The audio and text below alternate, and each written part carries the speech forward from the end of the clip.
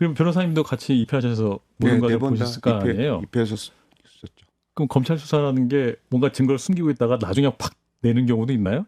지금 이제 숨기고 있다가요? 그러니까 뭐 이렇게 지금 3, 4개월 동안 이제 이렇게 수사를 진행해 왔는데 뭔가 좀 드리면서 이거 있잖아요. 이렇게 이제 제시해야죠. 제시해야 되는 게 네. 있는데 네. 아직까지 내지 않고 있는 게 있는 것인가? 그럴 수는 없죠. 그럴 수는 없는 거죠. 네. 제시해서 피의자의 반론 내지는 피의자의 진술 내용 예. 이런 걸 들어봐야죠. 예. 자, 그런 증거를 숨길 수 없죠. 네. 네. 근데 지금까지 보신 거는 그런 게 저는 느낀 게 없었고 보여진 게 없었다. 제시물증이라고 내놓은 것도 있었고, 예. 뭐 진술이라고 저희한테 이제 되물어본 것도 있긴 있었죠. 예. 근데 그런 것들이 결정적이지 그런 것은 아니었다는 판단을 하시는 증거 가치가 있겠나? 이거 갖고 기소할 수 있겠나? 뭐 영장 친다는 얘기도 중간에 나왔는데 예. 오죽했으면 저한테 연락 왔던 언론인분들한테 예. 제가 하도 그래서 그래 중간 판단 한번 받아보게 영장 한번 치시라고 전해달라라고 농반진반으로 말씀드린 적도 있어요. 그렇군요. 예. 또 언론은 이제 그 중간에 나왔던 얘기는 불리한 내용만 취사 선택해서 해석하고 있다 이런 의견서도 냈는데 그 부분 어떤 부분일까요? 차장님 혹시 기억나시는 게 있으시면? 그 부분은 아마 우리 변호사께서도 추가로 말씀하시겠지만 실질적으로 증거 능력을 확보하겠다고 생각해서 내놓은 그 직원들이 작성한 그 다이어리 메모가 있었어요. 예. 그 메모가 한 장 한 장 두 사람이 작성한 두 장의 메모가 있었는데 그 두 장의 메모가 여러 가지 내용들이 많이 써 있었습니다. 근데 그 메모가 실제로 제가 주재한 회의에 참석한 사람들이 듣고 작성한 것이 아니라 그 회의에 참석했던 부서장들이 다시 부서로 돌아가서 부서에 있는 간부들과 회의를 하고 또 다시 그 간부들이 자기 밑에 있는 그 직원들과 관련된 사항들을 전달하고 또 협의하고 뭐 추가하는 과정에서 만들어진 메모였거든요. 그러다 보니까 그 메모가 일부는 뭐 저와 관련된 부분도 있고 거기에다가는 부서장이 첨부한 내용도 있고 또 하나는 두 장의 내용을 비교해 보면 똑같은 내용이 전달받았음에도 불구하고 그 내용이 상이하게 다르게 적혀 있는 부분도 있으니까 제가 보기엔 이런 부분을 균일되게 어떠한 부분에 있어서의 상황을 입증할 수 있는 부분의 증거물로 확보해서 할 수 있을까? 그런데 거기 보면 가장 저에게 불리하다고 생각되는 그 워딩들만 모아서 뭐 제가 보기에는 계속 질문하고 추궁했던 것 같습니다. 뭐랄까 수사 과정 자체가 기승전 홍장원 뭐 이런 느낌인가요? 그랬던 것 같습니다. 사실 2차 종합특검이 제시하는 의혹 크게 세 가지인데 일단 하나는 계엄 직후에 홍 차장이 부서장 회의를 열고 방첩사, 경찰청과 연락체계를 구축했다. 이 부분인데 이거 어떤 그건 좀 시계열로 해야 설명을 드려야 이해하시기 편한데요. 12월 3일 그날 밤으로 돌아가면 국정원의 조직체계는 지휘부로서 원장님이 계시고 1, 2, 3 차장, 기조실장이 5명으로 구성된 지휘부, 그걸 정무직이라고 합니다. 그래서 그 정무직 회의가 지휘부 회의고 그 1, 2, 3 기조실 산하에 그 1차장, 2차장, 3차장 기조실 산하에 각 국들이 있어요. 산하국들. 그 국장들도 다 1급 공무원이고 고위 공무원들입니다. 그러니까 국정원이 워낙 방대한 조직이잖아요. 그러니까 원장, 정무직, 그다음에 정무직들 각 산하 부서장, 그다음 그 산하 부서장 국장 밑에 또 실무관들이 있을 거 아니겠습니까? 이게 4단계의 기본 구도로 이해를 하시고 좀 들으시면 좋은데 12월 3일 날 이제 11시 반에 10시 53분에 홍 차장님이 대통령으로부터 방첩사를 도우라고 하는 직접 구두 지시를 받죠. 봤지 비상계엄 선포하는 거 봤습니다 하니까 맞습니다. 이번 기회에 싹 잡아다들여 싹 정리해 대공수사권을 줄 테니까 방첩사를 무조건 도와. 뭐 이런 취지의 전화. 그렇습니다. 이제 10시 53분에 이제 그 얘기를 듣고 11시 반 그날 밤 11시 반에 조태용 원장님이 용산에 국무회의를 참석했다 원으로 복귀하면서 정무직 회의를 소집을 하십니다. 11시 반에 정무직 회의가 열리고 그 15분 후에 각 정무직들이 11시 45분에 산하 부서장 회의를 돌아가서 또 엽니다. 그러니까 15분 간격으로 그리고 이제 12월 4일 00시 그 유명한 홍 차장님의 조 원장님 독대가 이루어지죠. 지금 앵커께서 말씀하셨던 소위 말하는 그 방첩사나 이런 그 증거에 관한 문제가 있다는 건 뭐냐면 아까 정무직 산하부서장 회의 산하부서장들이 각 실국에 돌아가서 예. 소위 말하면 정무직에서 있었던 원장님 지시사항을 전파하는 과정에서 예. 다단계에 걸친 그 회의에서 전파 사항들이 그 전파될 거 아니겠어요? 있겠죠. 조직이니까. 그럼 가장 말단. 예. 가장 말단이라고 실무관 회의. 예. 그 실무관 회의의 주재자는 국장들입니다. 그리고 국장들이 모여서 하는 게 바로 이 산하부서장 회의고 그 회의는 차장들이 주재하는 예. 거죠. 근데 지금 제시된 증거는 아까 말씀드렸지만 조사하면서 제시된 유일한 물증은 예. 그 두 개입니다.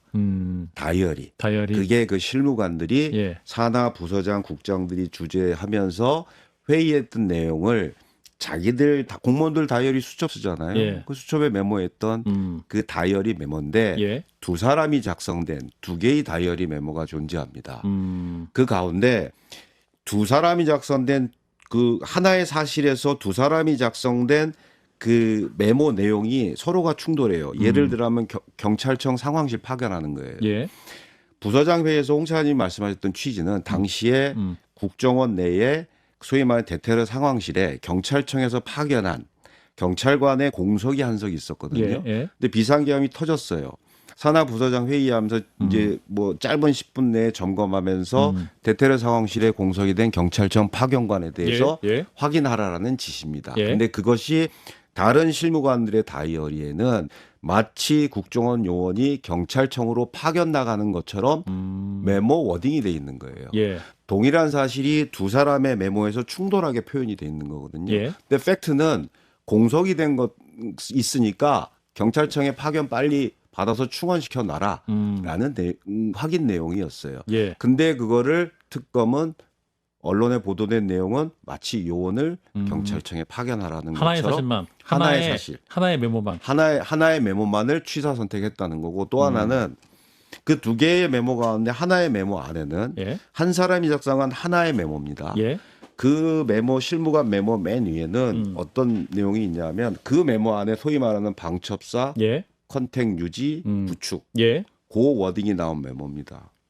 맨 앞에 뭐라고 나오냐면 차장님 말씀 정무직들도 갑자기 닥친 사실이라 생각이 많지 않음. 원장님 지시사항을 전달을 하면서 내일 아침까지 계엄하에서 국정원이 해야 될 일을 정리를 해서 혹은 계엄 매뉴얼이 없거든요. 예. 국정원 내에는 예.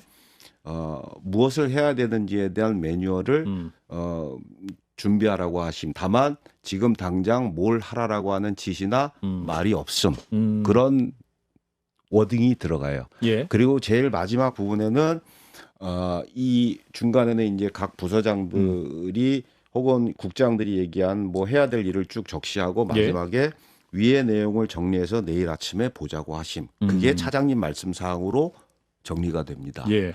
거기서 보면 12월 3일 그날 밤 계엄 하에서 예. 소위 말하면 홍 차장이든 아니면 홍 차장 산하의 국장이든 그날 밤에 소위 말해서 지금 공개되어 있는 대통령의 지시사항을 이행하라거나 아니면 뭐 실행하라거나 네. 그런 내용이 없잖아요. 예. 근데 그 안에 방첩사 컨택망 구축이라는 그 워딩 하나만 따서 예. 그날 밤 홍 차장님이 대통령한테 방첩사 도와라 라고 했던 그 구두 지시와 매칭을 시켜서 대통령 지시사항을 이행하려고 했던 거 아니냐라고 하는 좀 거칠게 표현하면 아전 인수식 해석을 하고 있는 겁니다. 저는 그렇게 봅니다. 예, 그게 증거가 취사 선택한다라고 하는 의견서에 나온 거예요. 이게. 좀 길었는데 이해가 되셨나요? 이해가 됐습니다. 이해가 됐습니다. 홍 차장님 혹시 또 추가하실 말씀 있으시면. 뭐 예를 들면 조금 흥미로운 내용으로 방첩사의 컨택 포인트를 구축하라고 했다. 예. 근데 당시 상황을 한번 보면요. 예. 그날 방첩사령관하고 제가 직접 3번이나 통화했잖아요. 맞아요. 그러면 차장이 방첩사령관하고 직접 통화를 즉시 할 수 있는 상황이고. 그럼요. 또 하나는 뭐 이런 내용은 약간 국정원과 관련된 내용이지만 이제 뭐 그 재판이나 언론에서 이미 공개된 사항이니까 그 방첩공개센터라고 하는데 방첩사에 있는 요원이 군인이 국정원에 와서 합동근무를 하고 있습니다. 이미 같이. 예.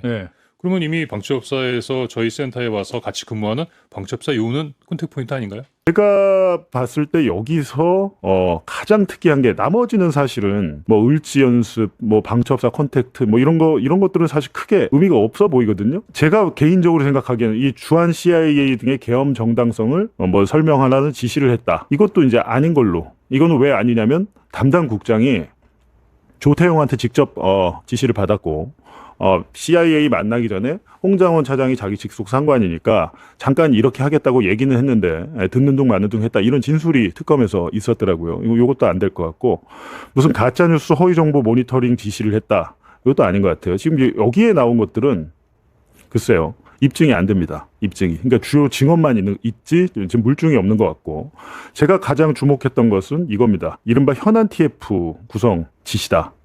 이게 아까 말씀드린 안보 위해 세력, 안보 위해 세력을 국정원, 그 홍 차장은 1차장인데 2차장 산하에서 했었다. 그런데 이게 되게 큰 문제가 될 것 같아요. 제가 볼 때는 이거에 대해서 지금 국정원이 제대로 파악을 못한 것 같습니다.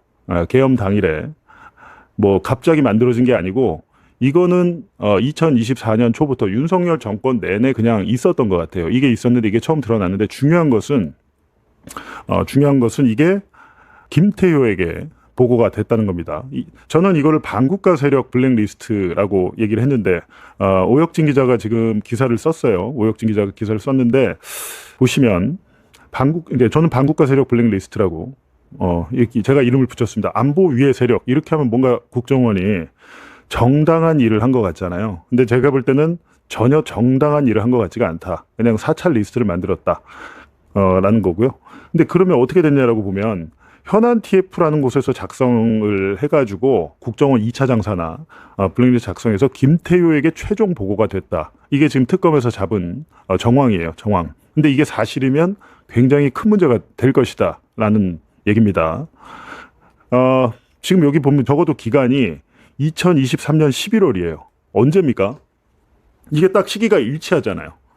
2023년 11월경에 윤석열이가 사령관 3명을 바꿔버리죠. 곽종군, 여인영, 이진우, 수방사, 특전사 다 바꿔버려요. 방첩사까지. 왜? 이때부터 근데 내란을 실행하려고 전격적으로 착수를 한 거죠.